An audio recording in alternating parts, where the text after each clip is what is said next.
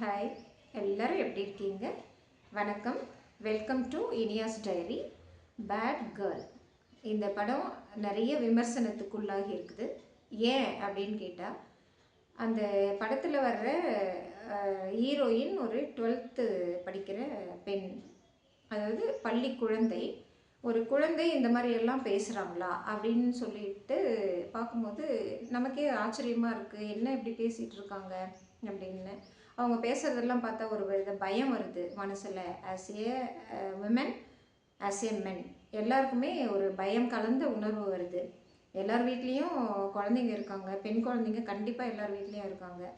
இந்த மாதிரி பேசிகிட்டு இருக்காங்களே அப்படின்னு சொல்லிட்டு ஒரு பயம் கலர்ந்த உணர்வு தான் இந்த விமர்சனங்களுக்கெல்லாம் காரணம். இது வந்து சமுதாயத்தில் பெண் குழந்தைங்கள எவ்வளோ தூரத்துக்கு மாற்றிருக்குது அப்படிங்கிற காரணமும் இருக்குது. இப்போது கலாச்சாரங்கள், பண்பாடுகள் எல்லாமே மாறிட்டு வருது. ஸ்கூல்ஸில் ஆண் குழந்தைங்க பக்கத்தில் பெண் குழந்தைங்க உட்காரவே கூடாது அப்படின்ற காலம் போய் கோ எஜுகேஷன் அப்படின்ற நிலைமைக்கும் வந்துட்டோம். இருந்தாலுமே இந்த பெண் குழந்தைகள் ஒரு சுதந்திரம், சமத்துவம், பெண் உரிமை அப்படின்னு சொல்லிட்டு இதெல்லாம் பண்ணிகிட்ருக்காங்களா அப்படின்னு சொல்லிட்டோம். அந்த கொஷினும் தான் இந்த விமர்சனங்களுக்கெல்லாம் காரணம் அப்படின்னு பார்க்கப்படுது.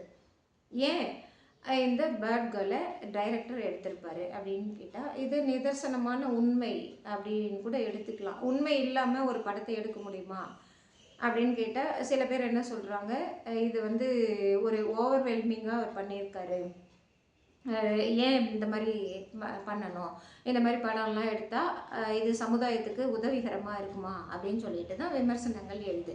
ஏன் நல்ல மாதிரியே எடுக்கலாமே, குட் கேரக்டராக எடுக்கலாமே, குட் கேர்ள் அப்படின்னு சொல்லிட்டு ஒரு படம் எடுக்கலாமே, ஏன் நெகட்டிவாக எடுக்கணும் அப்படின்னு சொல்லிட்டு கேட்குறாங்க. ஓகே, அது அக்செப்ட் பண்ணிக்கூடிய விஷயம்தான். ஏன்னா, அதாவது நெகட்டிவாகவே ஒரு விஷயத்தை காமிச்சிட்டு இருந்தால் இந்த உலகம் அந்த நெகட்டிவ் சென்ஸுக்குள்ளே தான் போகும். அதுதான் விமர்சனங்களாக வருது. அதாவது குட் திங்கிங் அப்படின்னு சொல்லிட்டு ஒரு புக்கே எழுதியிருக்காங்க. பேட் திங்கிங் அப்படின்னு சொல்லிட்டு எந்த புக்கும் பிரபலம் ஆகலை. குட் திங்கிங், குட் தாட்ஸ், இந்த மாதிரி புக்ஸு, இந்த மாதிரி இலக்கியங்கள் தான் நிறைய பேசப்படுது. இருந்தாலுமே ஒரு அநாகரிகமான விஷயங்களோ இல்லை பார்க்கறதுக்கோ கேட்குறதுக்கோ ஒவ்வாத விஷயங்களையோ டைரெக்டாக எடுத்துகிட்டு வர்றது விமர்சனங்களுக்கு உள்ளாகும் கண்டிப்பாக. இதில் எந்த மாற்று கருத்தும் இல்லை இல்லையா? இந்த மாதிரி திரைத்துறையில் நிறைய திரைப்படங்கள் வந்திருக்கு. அதாவது good character ladies, bad character ladies இந்த மாதிரி காட்டியிருக்காங்க.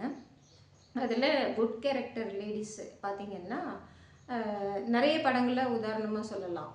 சூரியவம்சம் படத்தில் தேவயானி கேரக்டர், அவங்க கேரக்டரை இன்றைக்கு வரையுமே பேசிகிட்ருக்காங்க. ஏன் அப்படின்னா, ஒரு கூட்டு குடும்ப முறை, அந்த கூட்டு குடும்ப முறையில் ஒரு படிக்காத ஆண், அவனை யாருமே மதிக்கிறதில்ல. ஒரு பெண்மணியே, அவங்க சொந்த பெண்மணியே அவங்கள ஒதுக்குறாங்க. ஆனால் இன்னொரு பெண் அவரை உருவாக்குறாரு. அவங்களும் அவங்க சுயத்தை, அவங்க சுதந்திரத்தை அனுபவித்து அவங்க அந்த ஆண் மூலயமா, அந்த ஆணினுடைய உதவியோட ஒரு கலெக்டர் ஆகுறாங்க. அந்த ஆணினுடைய தந்தை, அவங்க மாமனார், அவர் வந்து இவங்க 2 பேருமே உருப்பிட மாட்டாங்க அப்படின்ற மாதிரியெல்லாம் சாபம்லாம் விடுவார். ஆனால் அவங்க ஒரு கலெக்டராக வந்து உட்காந்துட்டு தன் மாமனாருக்குரிய மரியாதையும் கொடுப்பாரு அவங்க கலெக்டர். அந்த சீனரிஸ் வந்து சமுதாயத்தில் நிறைய பேசப்பட்டது. அவங்க கேரக்டர் அவ்வளோ நல்ல கேரக்டர், தேவயானி அவங்களோட கேரக்டர் அவ்வளோ நல்ல கேரக்டர் அப்படின்னு சொல்லிட்டு பேசப்பட்டது. தேவயானி அந்த சினிமா நடிகை என்ற பேரும் எடுத்தாங்க, சமுதாயத்துக்கும் அது பயன்படுறதா இருந்தது. இது ஒரு நல்ல விஷயம். தேவயானி குட் கேர்ள், அது சமுதாயம் ஒத்துக்குச்சு. ஓகேங்களா?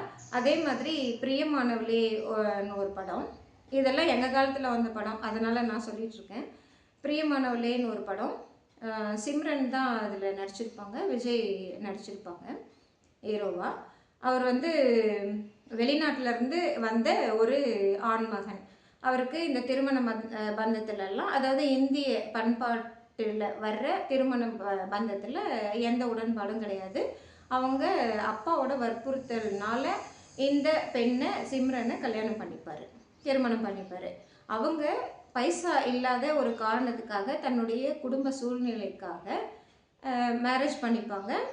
ஆனால் அவர் வந்து நடுவில் அவங்கள திருமண பந்தத்தை முறிக்கிற மாதிரி இருக்கும்.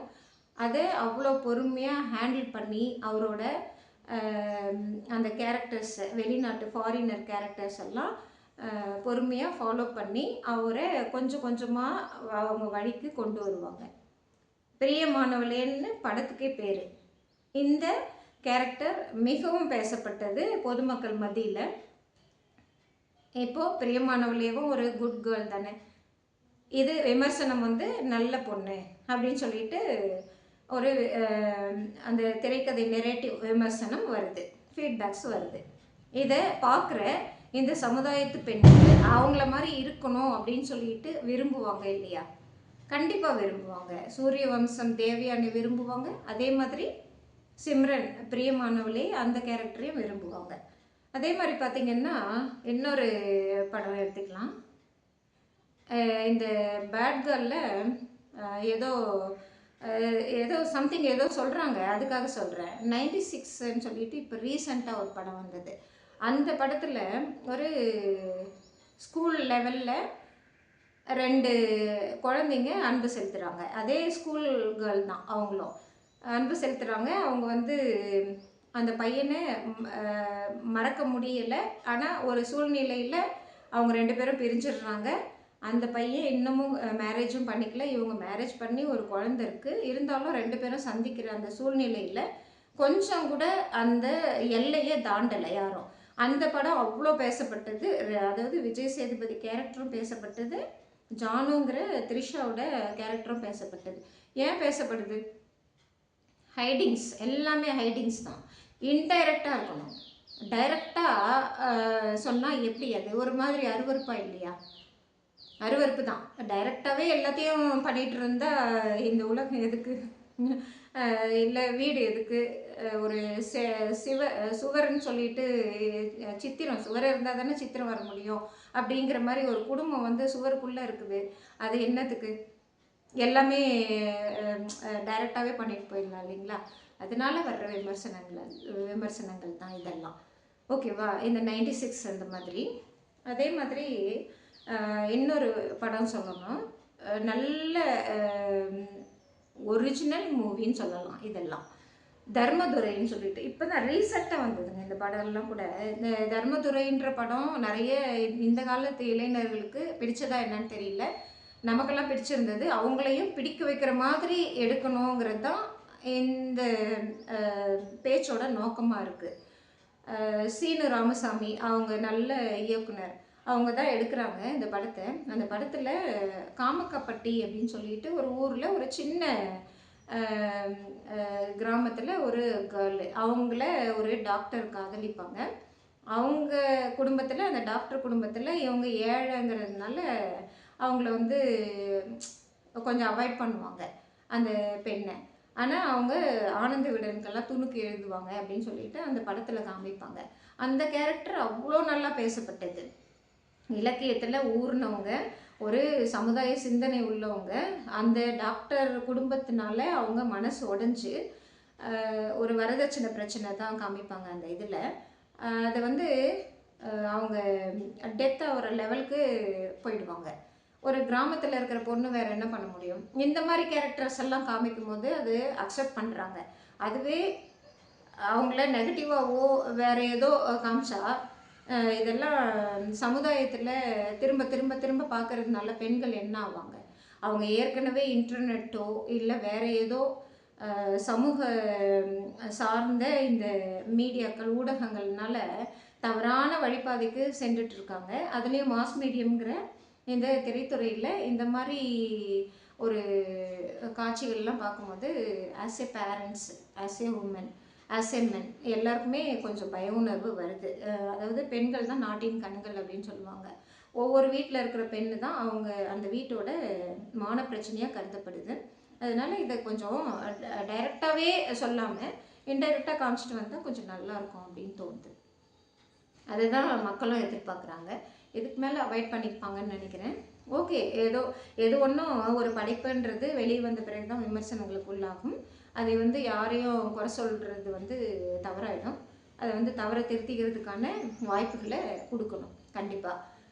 அதே மாதிரி பேட் கேர்ள் எல்லாம் நிறைய காமிச்சிருக்காங்க. சிகப்பு ரோஜாக்களில் வடிவுக்கரசி கேரக்டரில் இல்லாத பேடு சென்ஸா அந்த சிகப்பு ரோஜாக்களில் நிறைய பெண்களை காமிச்சிருப்பாங்க. அதே சமயத்தில் ஸ்ரீதேவி அவங்களோட கேரக்டர் அவ்வளோ பேசப்பட்டிருக்காது. அதே ஜானி படத்தில் பாருங்கள், ஒரு திருடர் தான் ரஜினியோட கேரக்டர். அவரை ஒரு பெரிய பாடகி அர்ச்சனா அவங்க லவ் பண்ணுவாங்க. அதே இன்னொரு டபுள் ரோலு ரஜினிக்கு. இன்னொரு ரோலு அவங்க வந்து சலூன் வச்சுருப்பாங்க. அவங்க பேர் தீபா மேடம். அவங்களோட கேரக்டரை வேறு மாதிரி சித்தரிச்சிருப்பாங்க.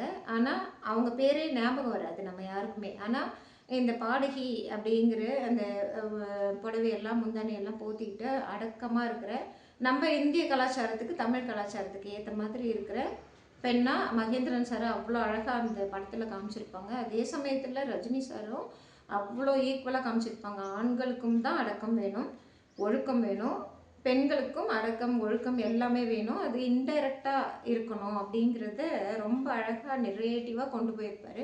அந்த மாதிரி இருந்த சினிமாக்கள் நம்ம தமிழ் சினிமாக்கள்லாம். அதனால தான் கொஞ்சம் கொஞ்சமாக முன்னேறிட்டு வருது. இப்பயும் முன்னேறலாம். இது வந்து பொதுமக்களுடைய விமர்சனத்துக்கு உள்ளாகும் போது இதை டைரக்டர்ஸ் கண்டிப்பாக கூர்ந்து கவனிப்பாங்கன்னு நினைக்கிறேன். இந்த மாதிரி டைரக்டாக இல்லாமல் இன்டைரக்டாக அந்த திரைக்கதையை பெண்களை காமிக்கிறதுக்கு முயற்சி பண்ணால் கொஞ்சம் நல்ல சமுதாயம் உருவாகும். இதுதான் இந்த பேட் கேர்ள் அப்படிங்கிற திரை கதைக்கு விமர்சனமாக பார்க்குறேன். குட் கேர்ள்ஸு நிறைய இருக்காங்க. இப்போ சொன்னேன் இல்லைங்களா, தேவயானி மேடம், அவங்க இன்னமும் அந்த கேரக்டரில் அவங்களும் வாழ்கிறாங்க தனிப்பட்ட முறையில். இந்த பேட் கேர்ள் படத்தில் நடித்தவங்கள சீக்கிரமாக மறந்துடுறதுக்கு தீபா அவங்க கேரக்டர் மாதிரி மறந்துடுறதுக்கு வாய்ப்புகள் இருக்குது. எல்லாரையும் வாழ வைக்கிறது ஒன்றே ஒன்று தான், ஒழுக்கம். அது வந்து ஒழுக்கத்தை டைரெக்டாக காமிச்சிடலாம், ஒழுக்கமின்மையை இன்டைரக்டாக தான் காமிக்க முடியும். அது சமூகத்தில் இருக்குது அந்த மாதிரி கேரக்டர்ஸ் எல்லாம். அதை வந்து கொஞ்சம் இன்டைரக்டாக காமிக்கிறது நல்லா இருக்கும். இதுதான் நர்ஷல். தேங்க்யூ.